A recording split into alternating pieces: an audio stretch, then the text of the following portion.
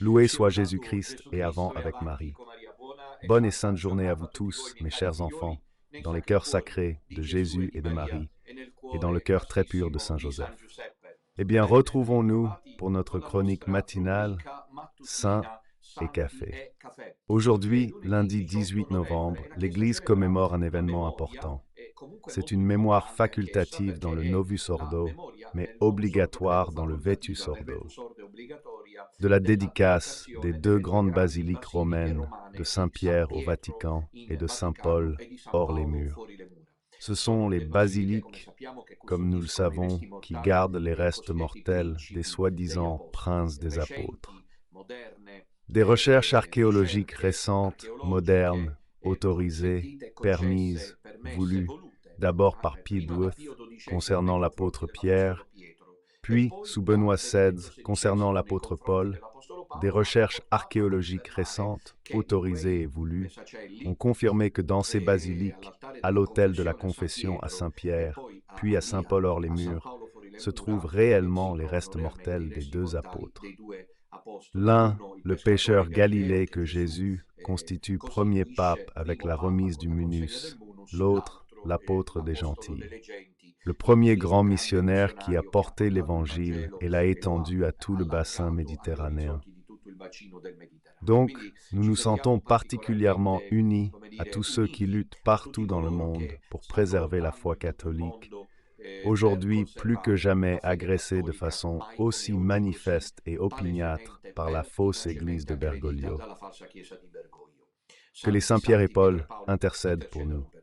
Donc lundi, 18 novembre, je vous rappelle que ce soir à 21 heures reprend le cycle de catéchèse sur le rosaire.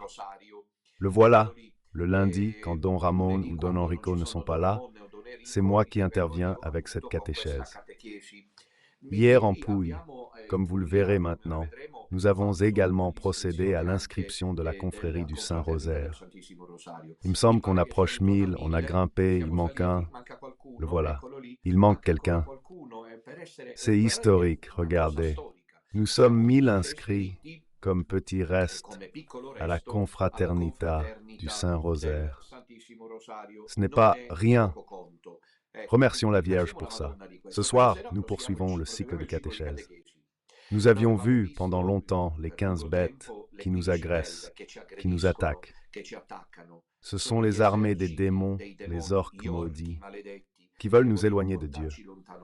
Nous avons terminé ce cycle de catéchèse des 15 bêtes, et à partir de ce soir, nous commençons avec les 15 reines. Ainsi les appelle le bienheureux Alain. Et ça, je vous l'ai dit tant de fois, comme le chapelet a une action exorcisante, c'est-à-dire qu'il éloigne de nous les démons, éloigne de nous Satan. Vraiment, c'est ainsi. Nous ne pouvons que le constater. En même temps, le chapelet, et c'est le message, il nous apporte les grâces de Dieu. La lumière divine nous est vitale. Chaque jour, hier j'ai salué une personne soignée, une jeune personne soignée pour une grave maladie. Comment dit-on? Voilà, je pensais ça. Nous avons besoin de la lumière de Dieu, les épreuves, les tourments, les souffrances de l'existence. Je pense, si vous êtes d'accord avec moi, mais peut-être pas, que ce qui reste, à nos yeux, dans notre vie, pas seulement dans celle compréhensible, c'est probablement plus que ce qui reste compréhensible.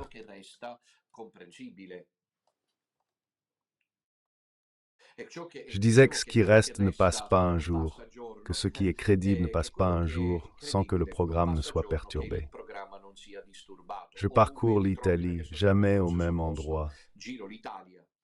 Je disais que dans notre vie, et le but est justement selon moi, même quand c'est pas fait exprès, mais qu'il y a peut-être la force du mal, c'est comme dire vous distraire, parce qu'on tient un raisonnement. Bref, ce qui semble indéchiffrable dans notre vie dépasse souvent ce qu'on comprend.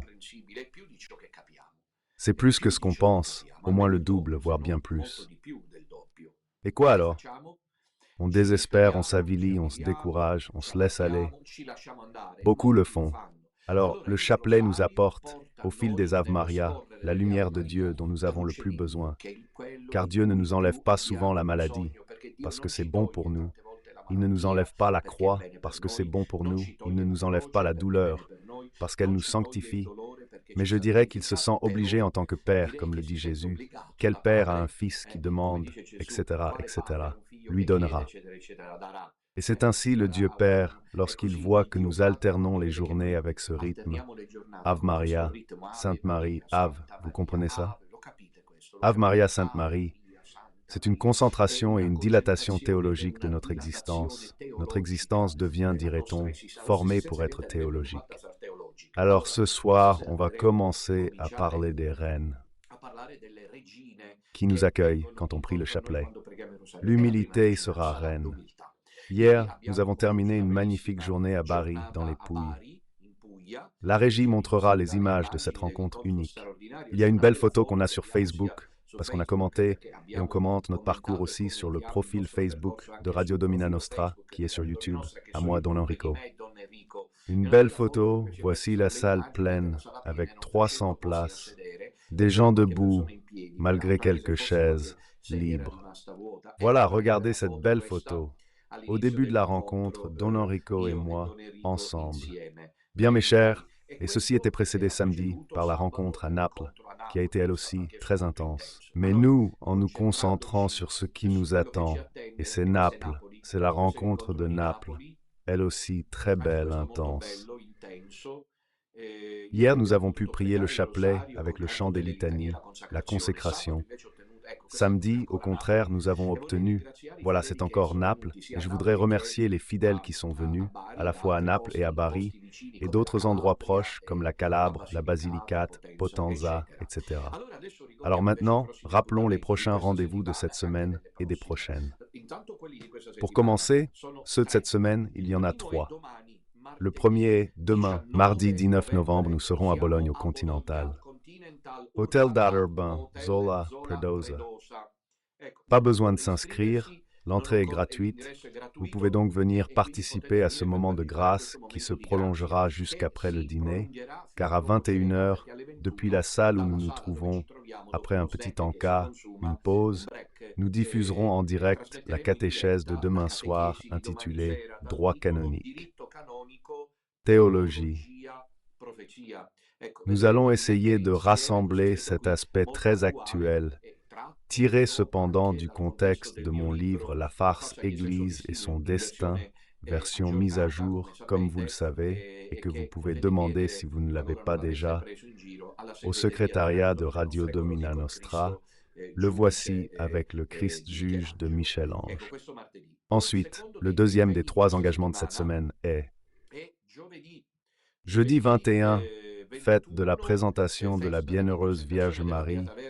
Nous serons à Savigliano, dans la province de Cuneo, où quelque chose de très beau est en train de se réaliser. Pour ceux du Piémont intéressés, rendez-vous à 17h30, pas 16h30, comme à Bologne, à 17h30. Et là-bas aussi, après le dîner, il y aura une prolongation parce qu'il l'a jeudi soir.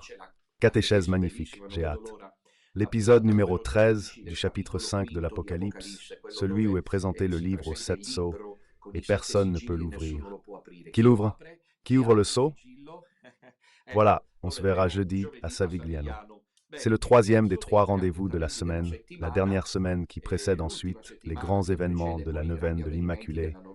Et dimanche prochain, 7 jours aujourd'hui, nous serons à la première des 2 sorties. En vérité, ce serait le 2e des 3 rendez-vous si l'on considère Graz, il y a quelques semaines en Autriche. Celui-ci aura lieu dimanche prochain, le 24 novembre, à Charleville-Mézières. Rencontre avec le petit reste de francophones à 15h. Ce sera un moment de grâce, très beau. Il y aura bien sûr un interprète pour ceux qui ne parlent pas français, et nous nous retrouverons là-bas pour ce moment de grâce.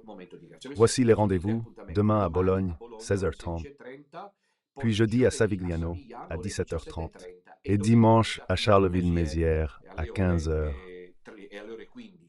Mais rappelons-nous que la semaine prochaine commence, non pas celle-ci, mais la suivante, la neuvaine de l'Immaculée, précédée de jours de grâce, notamment le 27 novembre et la fête de Notre-Dame de la Médaille miraculeuse.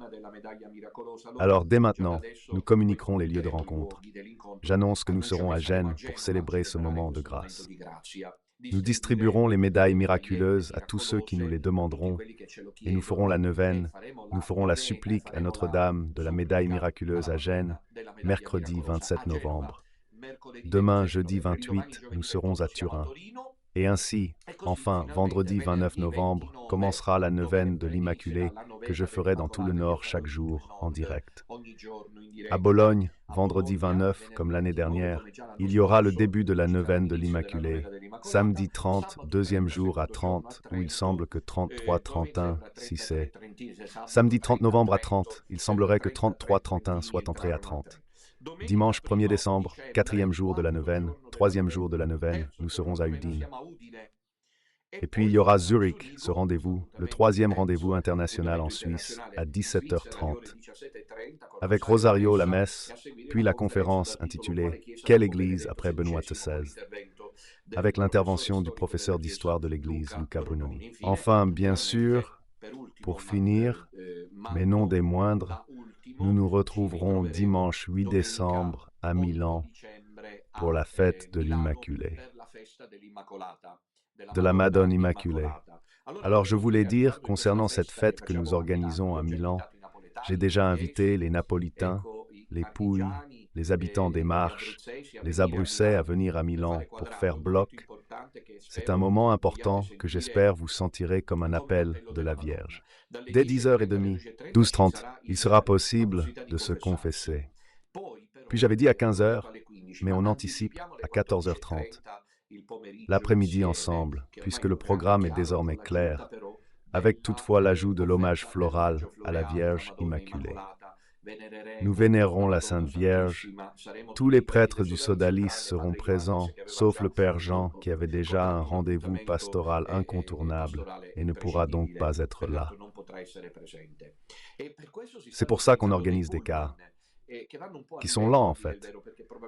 Vu le jour férié, beaucoup viendront sûrement par leurs propres moyens. Mais je voulais dire que pour l'instant, le quart de Rome à Milan du 8 décembre compte déjà 30 inscrits. Alors je voudrais garantir à tous ceux qui sont déjà inscrits que le car partira quand même, peut-être un plus petit, mais il y a encore du temps pour s'inscrire. Appelez le secrétariat de radio ou contactez le représentant régional du Latium pour vous inscrire. De Rome, Milan et de Milan à Rome.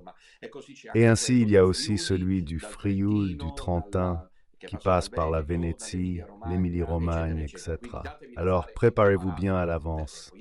Hier soir, comme vous le voyez, l'IBAN, le numéro de compte bancaire et le code IBAN pour nous aider. Hier soir, nous avons fait l'annonce. Et hier soir, j'ai vraiment été submergé par une avalanche de messages, d'initiatives, directement. Et aussi en direct, ayant annoncé que la commune de Trebaseleg nous a permis, je dirais miraculeusement, inopinément, en un moment difficile comme celui-ci, de pouvoir travailler à construire, aménager, embellir et faire du Petit Tabor un lieu, un point de référence pour tout le Nord. Certes, c'est loin du Piémont, mais pas à pas, on ouvrira des paroisses partout, sans hâte.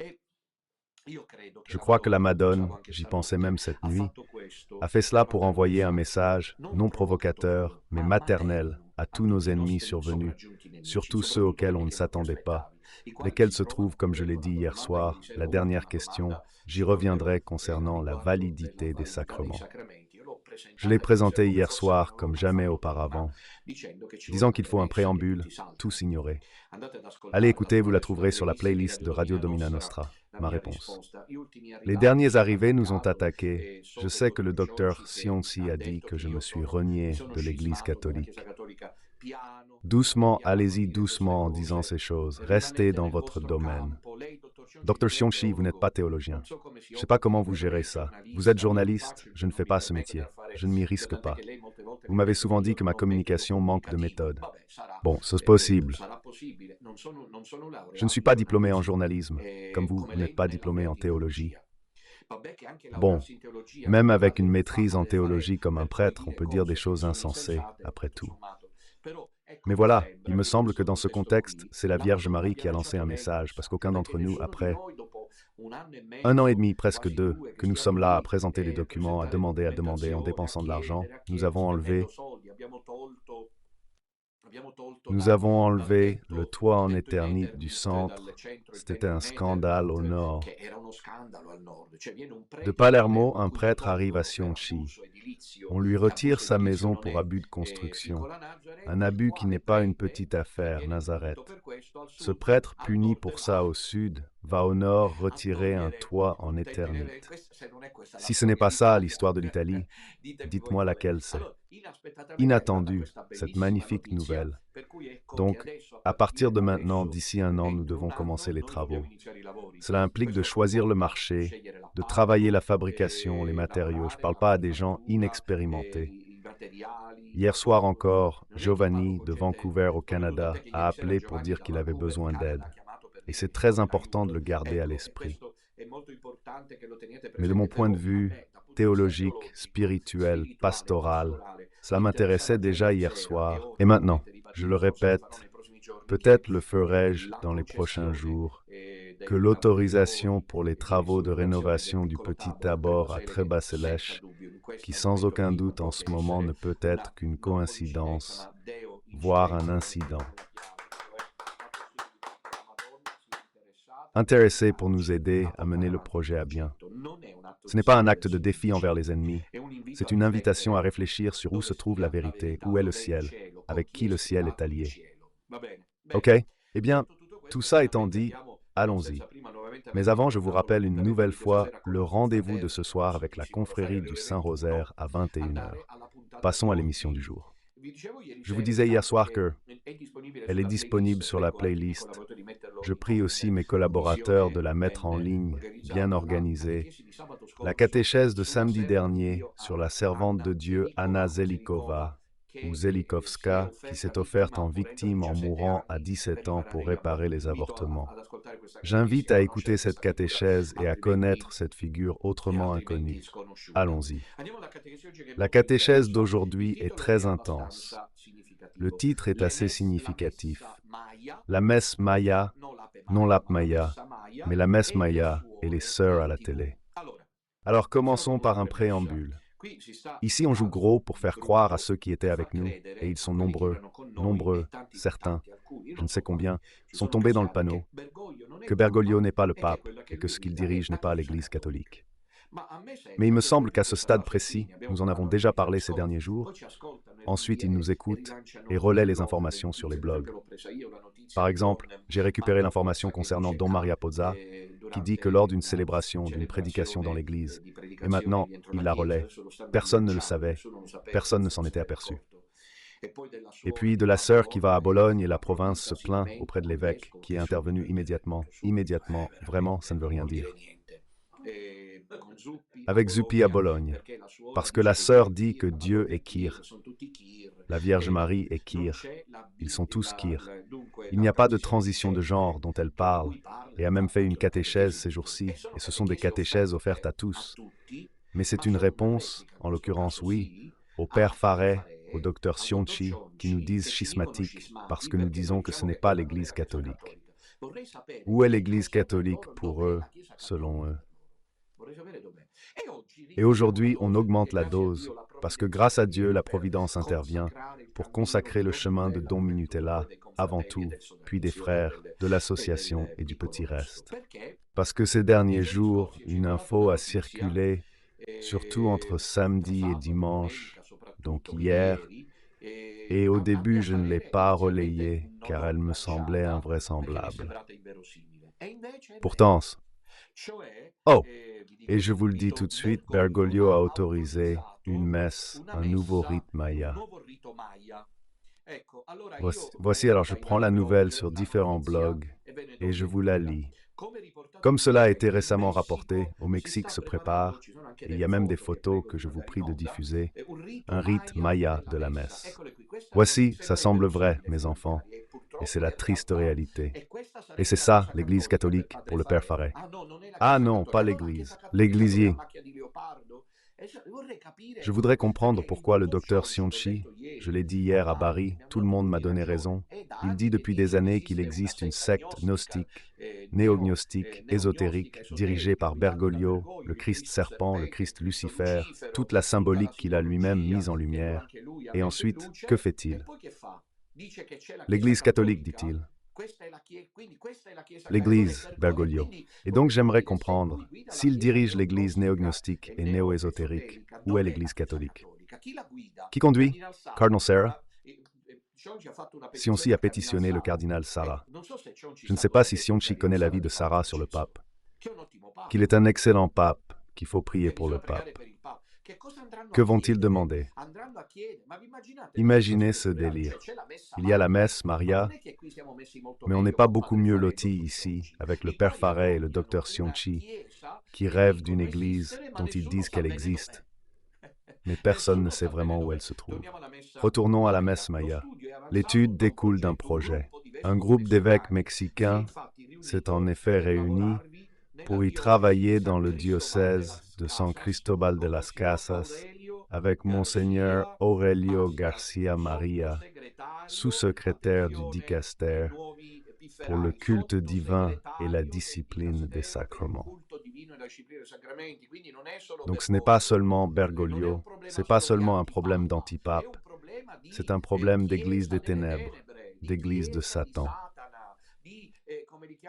de partisans de Satan, d'une réalité comme le disait le Père Pio à Dona Morte. Tu sais, Gabriel, Satan qui s'est introduit dans l'Église, c'est tôt, c'était en 1960. Il viendra gouverner une fausse Église. Cette messe pour Maya, ce n'est pas une invention de l'évêque, qui est d'ailleurs très excentrique. Les Mexicains sont particuliers.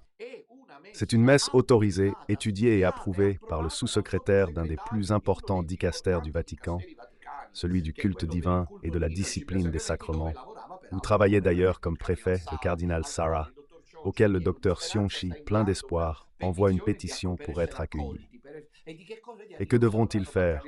Le cardinal Sarah le fait asseoir, lui offre un peu d'Aperol Spritz. Les frites, pendant qu'ils mangeront les chips, le docteur Sionchi expliquera. Vous vous rendez compte de la situation surréaliste que vit le docteur Sionchi depuis qu'il s'est séparé de nous? Prions pour lui. Prions pour lui. Ici, les portes restent toujours ouvertes. Certes, il faudra là un acte d'humilité que je prévois, à mon avis, difficile à obtenir. Surtout parce que les Sioncianos du sous-bois, qui depuis des années portent contre moi, a finalement gagné. Et on le voit dans les commentaires. Ils en avaient après moi, et malhonnêtement, ils me font passer pour le gourou des gentils, qui veut faire le grand prélat et qui s'est créé son église. Mais le docteur Sionchi est reconnaissable. Que doit-il aller demander au cardinal Alzara, qui est entré en conclave pour les lire, à Bergoglio, qui a écrit un livre à 4 mains avec Latzinger, mais qui a ensuite disparu de la scène? Il est là, il signe aussi lui aussi douteux, et puis lui-même doute, compris. Revenons-y. Donc cette messe Maya que je vais vous présenter maintenant est une messe autorisée par le Vatican. Préparée en février 2024, ils y ont bossé quelques mois. Et cette mise ici doit être insérée. Elle devait l'être déjà en février. On parlait d'un tentativo experimentum pour voir comment ça allait. Un des cardinaux impliqués dans cette affaire de la messe Maya dont je vais vous parler maintenant, le cardinal Arizmendi, je crois qu'il est équatorien, du Équador portoricain, en tout cas d'Amérique centrale, a déclaré en 2013 que dès le début, le soi-disant pape François encourageait ces réformes liturgiques qui inculturaient les éléments précolombiens comme la culture maya, pour comprendre, celle qui a aussi construit les pyramides, la culture aztèque, maya, et qui sacrifiait des vies humaines aux idoles. Allons voir exactement de quoi il s'agit. Le Vatican approuve le rite Maria avec des danses rituelles, des encensoirs féminins et une direction laïque de certaines parties de la messe. Le Vatican a approuvé ce rite maya de la messe et l'annonce vient directement de lui, du cardinal que je citais il y a un instant, Arizmendi, évêque émérite du diocèse San Cristobal de las Casas, au Mexique, l'un des principaux promoteurs de ce nouveau rite. Dans sa chronique hebdomadaire du 13 novembre dernier, aujourd'hui nous sommes le 18, Arizmendi a révélé avec joie que le Dicaster Vaticana pour le culte divin et la discipline des sacrements, sur l'autorité du pape, le Dicaster Vaticana dirigé par le cardinal Sarah, a accordé le 8 novembre dernier la reconnaissance tant attendue de certains aménagements liturgiques pour la célébration de la Sainte Messe dans les ethnies Seltal, Zostil, Siol, Toyalabal et Zorch du diocèse de San Cristo de Las.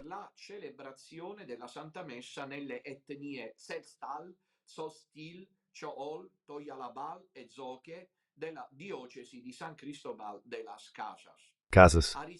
Arizmendi, ce cardinal, a communiqué auparavant avec le docteur Mike Hickson de Life Sanit News, lui fournissant des détails sur le projet de rite proposé lorsqu'il était en phase d'évaluation au Vatican. Par la suite, il a confirmé à plusieurs reprises à ce correspondant, c'est-à-dire à celui qui écrit, sa consternation face au temps que Dicastero mettait à approuver le rite, même si Arizmendi s'en plaignait. Je ne sais pas s'ils étaient vraiment des enfants chéris, il faudrait les arrêter tous, ils font trop de mal aux âmes. Il s'est plaint que le Vatican nous a coûté 30. L'approbation du Vatican et la reconnaissance sont ses propres mots, ceux du cardinal Arizmendi, cardinal nommé par Bergoglio, et la reconnaissance officielle de l'Église, par laquelle ces adaptations sont approuvées comme valides et légitimes, a-t-il écrit dans sa chronique. Il a ensuite ajouté « Ce sont la liturgie de l'Église et non seulement les coutumes qui sont regardées avec suspicion ». Il a minimisé l'importance de ce développement puisqu'il ne s'agit que du deuxième rite de ce type approuvé par le Vatican II. Le Concile Vatican II n'a jamais approuvé ça. Regardez comment il manipule, instrumentalise et utilise à des fins personnelles le Concile Vatican II après celui accordé au Zaïre en Afrique.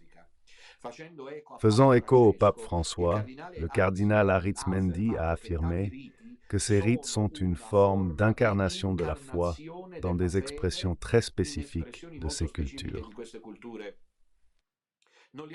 On ne les a pas créés, mais on a adopté leur rite romain. Que voulez-vous? Ceci est pour nous le dire clairement. Voyons maintenant quelle est la caractéristique de ce rite maya. Ceci est pour nous le dire clairement, chers amis, une chose importante. Ceci est précédé de Pachamama, c'est-à-dire que le projet est clair. Remplacé par euthanasie, la liturgie romaine, qui doit rester, malgré de légères différenciations nécessaires, le rite central et officiel de l'Église catholique apostolique, même s'il existe d'autres rites. Mais ces autres rites, comme celui d'Ambroise ou celui de Malabar, n'inventent pas les choses que vous allez entendre dire maintenant, du moins jusqu'à présent. Et vous savez, il faut un précédent. Dès qu'il y en a un, ils observent, avec la fenêtre d'Overton et la grenouille bouillie, la réaction des masses. Des expériences, car ils doivent être diffusés mondialement. Ils servent Satan. C'est l'œuvre du diable, l'Église de Satan. Qu'il l'accepte. Père, je serai le docteur Sionsi. Je lui demande de ne pas me traiter de schismatique. Il se tire une balle dans le pied. Si je suis schismatique maintenant, mais qu'il savait mes pensées depuis toujours, pourquoi le remarque-t-il et le dit-il seulement maintenant? Quel acte schismatique? Que je dis que ce n'est pas l'Église de Jésus-Christ. Mais il le savait, ça fait des années que je le dis. Donc il se met le doigt dans l'œil. Parce que maintenant que ça lui est utile, parce qu'il s'est approprié le bassin d'utilisateurs que je lui ai fourni pendant des années, il dit que je suis schismatique, mais il ne s'était pas rendu compte, pendant toutes ces années que j'ai crié, que j'ai hurlé, pour dire que ce n'est pas l'Église de Jésus-Christ. T'as remarqué, mais t'as aussi dit que cette Bergoglio patriarche schismatique. Tout le sont-ils alors? T'es seul à savoir où est la vraie Église. Mais où est-elle? Où?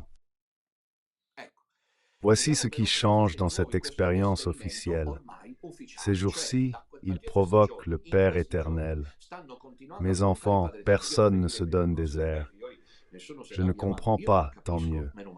Je sais qui je suis, un ver. Comment agit le Père éternel? Dans la Bible, pour quelques péchés, parfois il se fâche, il s'irrite et envoie sur terre des châtiments de l'au-delà. Vous vous souvenez de Sodome et Gomorrhe? Ou bien l'arche de Noé et le déluge.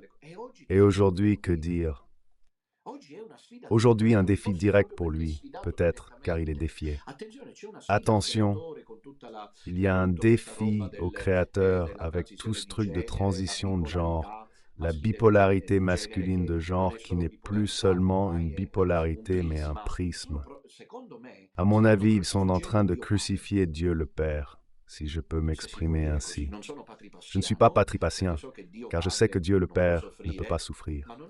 Mais ce n'est pas non plus dans l'apathie, Dieu. C'est dur à dire.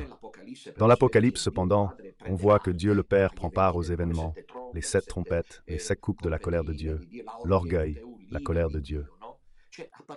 Dès maintenant, ces liturgies dans l'Église catholique, je pense à celle où Père Faret est arrivé dernier, car après, ce sera une vraie clique. Que dit-elle? Que prévoit cette messe dont on voit peu d'images, car tout doit avancer? Quoi de neuf? Alors, et c'est écrit ci-dessous, premièrement, danse rituelle. C'est-à-dire que des danses rituelles ont été approuvées à l'offrande, dans la prière des fidèles ou dans l'action de grâce après la communion. Arizmendi a dit que ce sont de simples mouvements. Le cardinal en question, un des partisans de Satan, se relaie pour savoir qui doit, pour moi, mieux se produire pour le compte de Lucifer. Mouvement monotone, contemplatif de l'Assemblée avec musique traditionnelle. Rappelez-vous celle du Vatican lors de la procession de Pachamama, et qui exprime la même chose que le rite romain, mais sous une forme culturelle différente. À ce propos, nous nous dissocions de ces rites et danses, malheureusement. Autorisés par le Saint-Siège sous les pontificats de Jean-Paul II et de Benoît XVI. À mon avis, ces danses n'auraient pas dû être autorisées, surtout sous le pontificat de Jean-Paul II, car c'était fait dans une optique d'inculturation, par respect, car grâce à Dieu, tout se déroulait encore de manière assez sérieuse. Mais malheureusement, c'est devenu une porte ouverte, car maintenant, les œuvres disent que cela s'est déjà produit. Donc c'est le premier problème. Imaginez ces sorciers, car des sorciers entreront dans l'Église, ces sorcières, car des sorcières entreront plus souvent qu'autrement, et qu'auront-elles dans les mains? Comme vous allez le voir maintenant, deuxièmement, mesdames, les voici, les sorcières qui brûlent de l'encens à la place des fleurs, mes chéris. Ce sont des rites sataniques. Ce sont des infiltrations maçonnico-sataniques. C'est une douleur immense d'avoir vu que les prêtres, mes confrères, ne veulent pas collaborer. Ils pigent pas ma raison. Ils écoutent et comprennent que j'ai raison. Ces femmes qui encensent à la place du prêtre exerceront le ministère de porteuse d'encens à la messe à la place du prêtre. Qui va voir une sorcière, une magicienne, une voyante, il sait comment ça marche. Non, celle-là est assise, turban sur la tête et souvent bougies allumées, puis sur le bureau où elle a les bougies allumées, elle a aussi l'encensoir qui dégage des parfums, ces choses de vraie sorcellerie. Et celles-ci sont maintenant introduites dans les églises. En gros, ce qui doit être clair, c'est que Catherine Emmerich l'a dit, le Padre Pio l'a dit, le troisième secret de Fatima le dit, l'Église de Satan fait tout pour faire croire qu'elle est l'Église catholique. Et l'attaque est là, faire croire à tous que celle qui n'est pas l'Église catholique et qui est l'Église de Satan ressemble encore à l'Église catholique, les femmes, les sorcières, à l'autel. Et que feront-ils? Ils arriveront devant l'autel en dansant. Et encore, au Mexique, les cultures indigènes ont une certaine pudeur. Imaginez en Afrique, seins nus pour être clair. Bon, mes petits, vous voulez? Et là aussi, la dimension orgiastique pourrait jouer son rôle un jour, sans doute. Voilà pourquoi Monseigneur Fisichella s'enfuit, comme nous l'a raconté hier soir un de nos contacts, à Rome.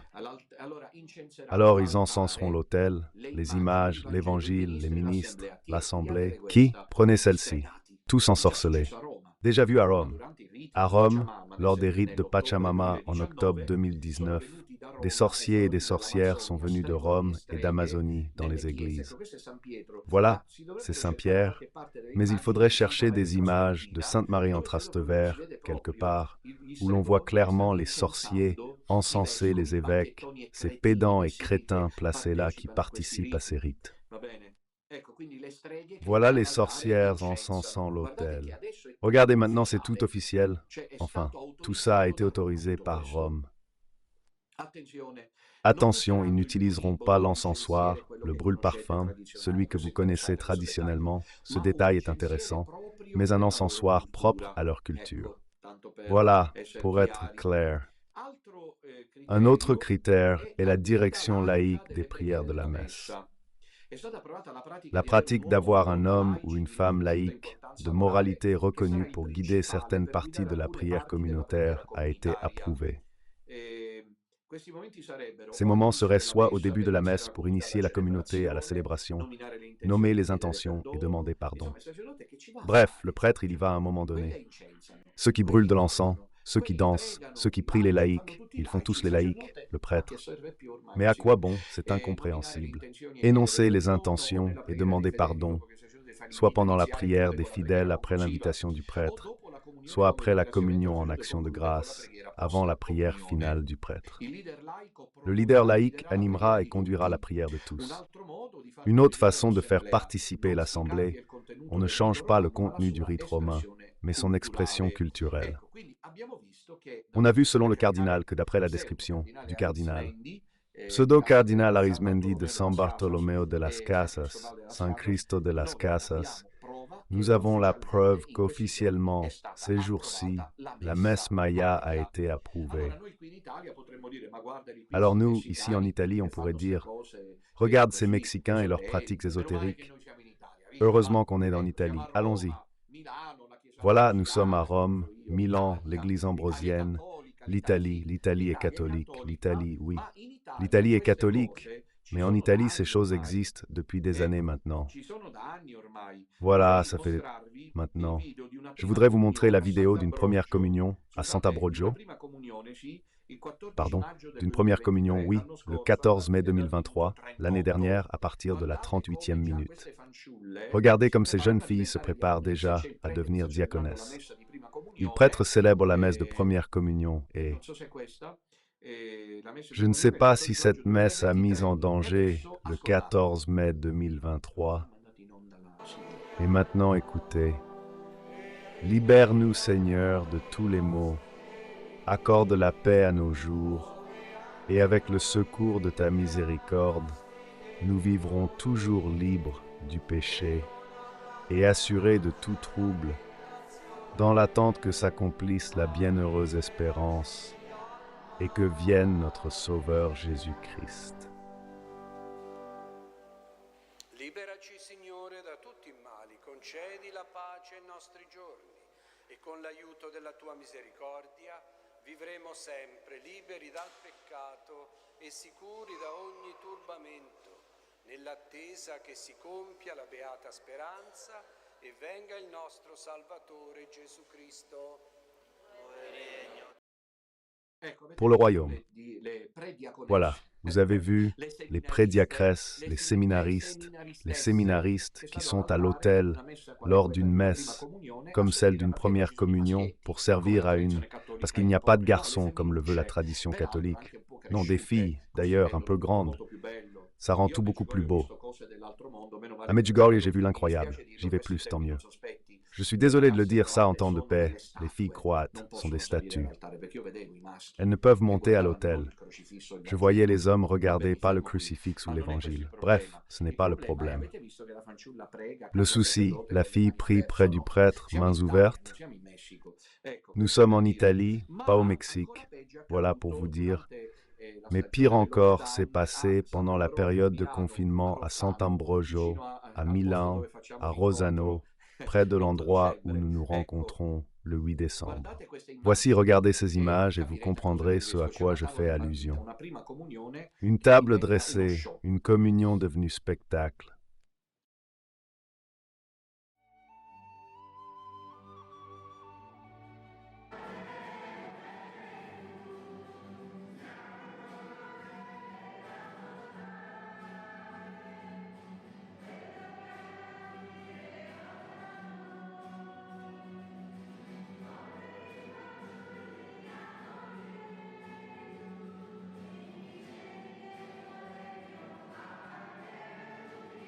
Oui,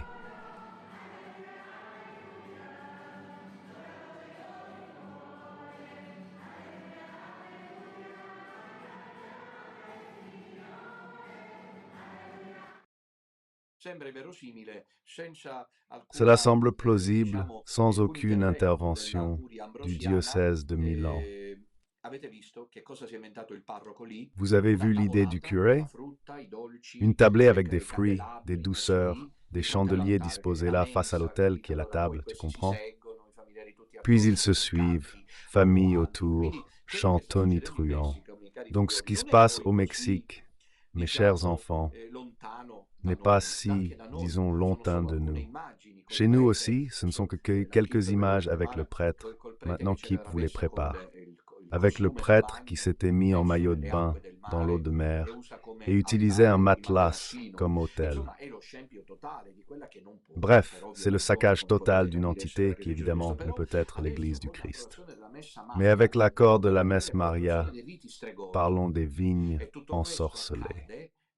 Et tout cela se passe pendant que, voilà, le titre était Messe Maria et Sœurs à la télé. La nouvelle arrive. Je n'ai pas pu le vérifier, mais vous le pourrez. Vous me direz si c'est vrai ou non, parce que ça semble invraisemblable. Un groupe de sœurs, dans l'émission très suivie de Canal 5, Tu si que Val, se sont produites en chantant et en dansant. L'apothéose arrive lorsqu'une d'elles, une de ses sœurs, rend hommage au film Sister Act sur les notes de I Will Follow Him. Juste au moment où c'était le plus beau, le groupe lâche le morceau et la chanteuse principale change tout. J'ai pas compris si c'était des sœurs. Il semblerait. Je demande confirmation. Bref, ils ont tout lâché et se sont mis à chanter gentiment du Måneskin, qui n'ont pas besoin de présentation parce que nous savons tous que c'est le groupe rock des Måneskin dont les chansons contiennent des gros mots, même si là, ils ont été retirés. Un moment fort de l'émission a été cette performance des Sœurs de Bologne, qui ont captivé l'attention avec leurs prestations époustouflantes. Ce groupe mené par la charismatique Sœur Marisa, nous en avons aussi une qui s'appelle Marisa dans la compagnie de Marie. Je te prie de rester à ta place, Marisa. Elle apporte une touche de fraîcheur et d'ironie sur scène, même si, malgré leurs habits religieux, leur prestation n'a pas de lien étroit avec l'Église. Leur performance est un clin d'œil à la comédie culte Sister Act, rappelant les aventures hilarantes de la mère supérieure interprétée par Whoopi Goldberg, celle tant aimée par Bergoglio. L'énergie débordante des Sœurs de Bologne a su conquérir le cœur du public et du jury. Je n'ai toujours pas compris si ce sont vraiment des sœurs ou non. Probablement non. Si ce sont des sœurs, c'est bien pire. Si ce ne sont pas des sœurs, ça ne change pas grand-chose, parce que de toute façon, c'est toujours une parodie visant les sœurs. Voilà. On me dit que c'était probablement pas des sœurs, tant mieux. Mais ça nous montre le degré de banalisation de la foi, qui est toujours promu.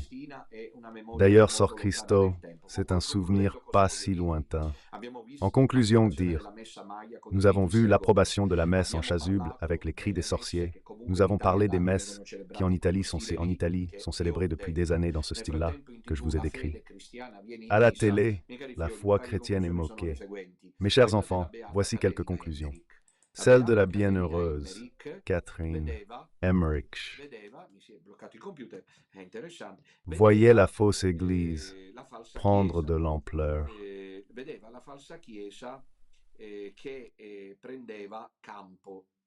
che prendeva campo. E io vorrei leggervi Je voudrais vous lire un passage de ces messages de Catherine Emmerich où elle dit ceci.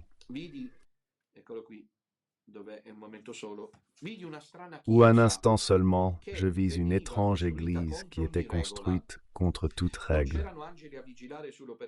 Il n'y avait pas d'ange pour veiller sur la construction. Dans cette église, il n'y avait rien qui venait d'en haut. Dans cette église, il n'y avait rien qui vint d'en haut. Il n'y avait que des divisions et du chaos. Ce n'est pas l'église de Jésus-Christ, c'est l'église de Satan. Et en effet, Emmerich le répète plusieurs fois, ici il dit qu'il s'agit d'une église de création humaine.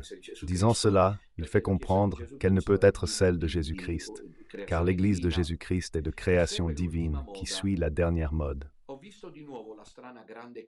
J'ai revu l'étrange grande église qui était en construction à Rome. Il n'y avait rien de saint en elle. J'ai vu un mouvement mené par des ecclésiastiques auxquels contribuaient des anges saints et d'autres chrétiens.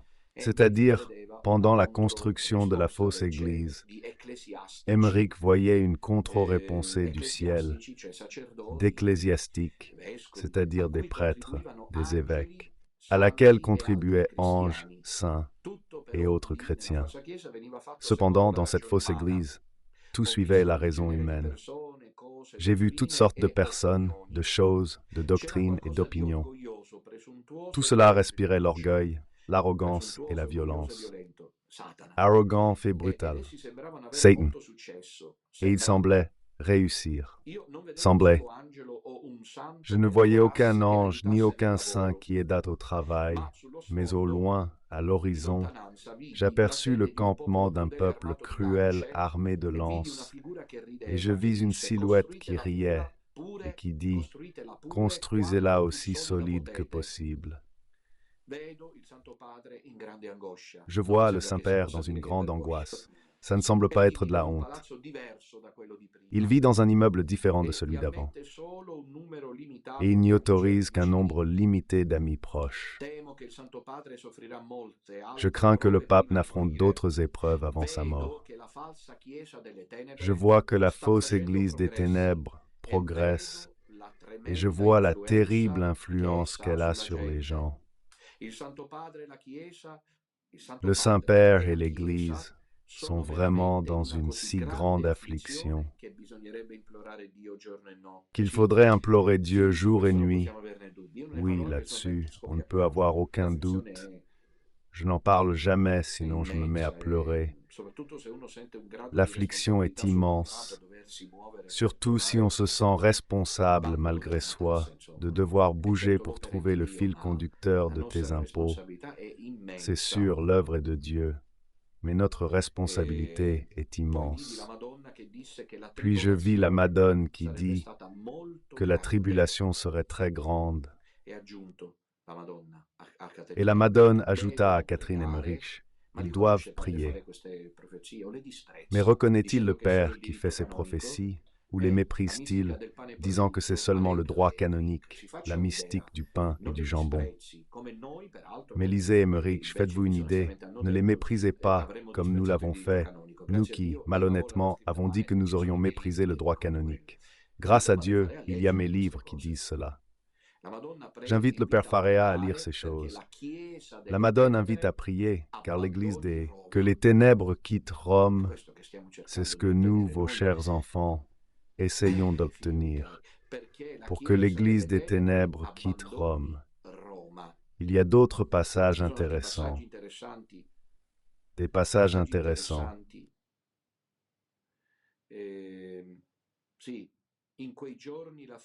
Oui, en ces jours-là, la foi chutera très bas et ne sera préservée que dans quelques endroits, dans quelques maisons. Ça me bouleverse vraiment, regardez, et dans quelques familles que Dieu a protégées. Vous entendez? À ceux qui disent que nous avons formé notre secte en ces jours-là, lorsque la fausse Église, celle des ténèbres, s'installe, la foi tombera très bas et sera préservée en quelques endroits, seulement en quelques endroits, dans quelques maisons et quelques familles. Ces familles, maisons, lieux, ceux qui boudent la messe papale. Je vois quelques ecclésiastiques qui ont été excommuniés, mais qui s'en fichent. Bon, sinon ça pourrait paraître, tu vois, qu'on fait de la publicité. Oui, ils étaient en train de construire, c'est du 22 avril 1823, une grande église, étrange et extravagante. Tous devaient y être admis pour être unis et avoir les mêmes droits, évangéliques, catholiques et sectes de toute confession. Ainsi devait être la nouvelle Église, mais Dieu, d'autres plans. Et si c'était justement ce qu'on fait? Qui sait? Nous l'appliquons comme projet